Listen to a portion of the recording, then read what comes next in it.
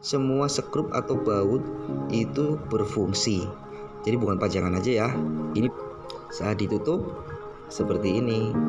Kita lanjutkan ya. Kita kupas tuntas. Assalamualaikum warahmatullahi wabarakatuh. Terima kasih sudah mengklik video ini. Ketemu lagi bersama FK Produksi. Untuk yang baru menemukan channel ini, selamat datang di channel FK Produksi. Pada video kali ini kita akan membongkar, menggali semua tentang engsel jenis sendok ini. Sebelum kita membongkar, kita intro dulu ya.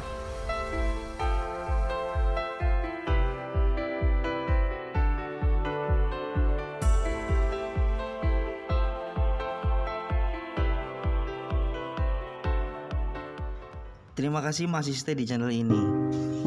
Ini adalah engsel sendok jenis lurus. Terlihat dari bagian punggungnya itu lurus. Engsel ini biasanya dipakai pada posisi pintu bagian pinggir atau tidak ada pintu lagi. Lalu yang kedua, ini adalah engsel sendok setengah bengkok. Terlihat dari punggungnya yang agak bengkok setengah. Ini biasanya dipakai pada pintu yang bertemu dengan pintu. Jadi di sebelahnya itu ada pintu lagi, atau posisi pintu ini berada di tengah. Jadi pintu ini terhimpit oleh pintu kanan dan pintu kiri. Ini diwajibkan untuk memakai engsel sendok setengah bengkok. Lalu yang terakhir, ini adalah engsel sendok jenis full bengkok. Jadi terlihat pada punggungnya yang bengkoknya melebihi dari engsel yang setengah tadi. Engsel ini dipakai apabila pintu ingin berada di dalam bodi atau berada di dalam frame. Untuk lebih jelasnya, yuk kita simak engsel yang sudah kita pasang. Ini adalah ibaratnya pintu yang memakai engsel lurus. Posisi pintu sejajar dengan bodi bagian pinggir. Terlihat dari depan, pintu itu menutupi dari bodi samping atau bodi pinggir. Bila dilihat dari dalam, posisi engsel seperti ini. Akan lebih terlihat jelas lagi apabila dilihat dari posisi bagian bawah. Pintu terlihat berada di depan dari bodi atau sekat dan sejajar atau lurus. Jadi semua sekat atau bodi bagian pinggir itu full tertutupi oleh pintu. Dan ini pintu yang memakai engsel setengah bengkok. Bila dilihat dari depan, posisi pintu berada di tengah sekat. Jadi masih ada jarak atau space dari sekat itu. Jadi pintu ketemu dengan pintu dan berbagi satu sekat dengan pintu kanan dan pintu kiri.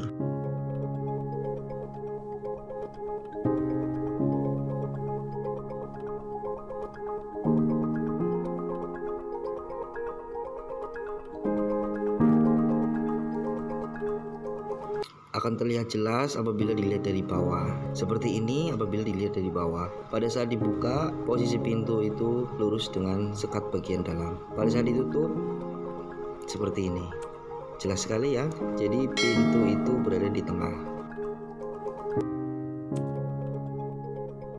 Sekarang adalah pintu yang memakai engsel jenis full bengkok.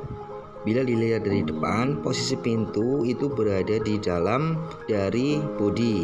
Apabila dilihat dari bawah, itu sangat terlihat ya. Jadi pintu itu berada di dalam bodi. Saat dibuka, posisinya seperti ini. Saat ditutup, seperti ini. Jadi posisi pintu itu berada di dalam bodi. Sangat jelas ya teman-teman ya perbedaannya ya antara engsel jenis lurus, setengah bengkok dan full bengkok. Ada satu lagi kelebihan dari engsel ini. Apa itu? Ayo kita lanjutkan ya. Kita kupas tuntas. Ini salah satu istimewanya dari engsel jenis ini. Semua skrup atau baut itu berfungsi. Jadi bukan pajangan aja ya. Ini berfungsi.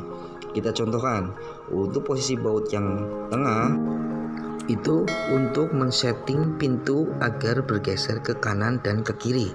Kita putar berlawan arah jarum jam, maka pintu itu akan bergeser ke kiri, atau jarak dari bodi dengan pintu semakin rapat. Apabila diputar searah jarum jam, pintu akan bergeser ke kanan, atau gap dari bodi dengan pintu semakin lebar. Untuk skrup yang berada di belakang itu kita tinggal kendorin. Ini berfungsi untuk men-setting pintu maju dan mundur. Ini untuk men-setting pintu apabila pintu itu belum rata atau belum sejajar dengan bodi.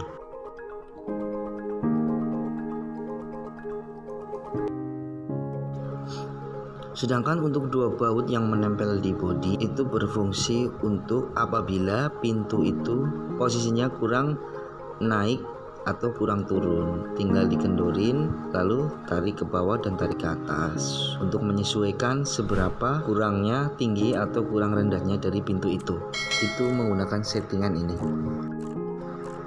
Jadi seperti itu ya teman-teman ya.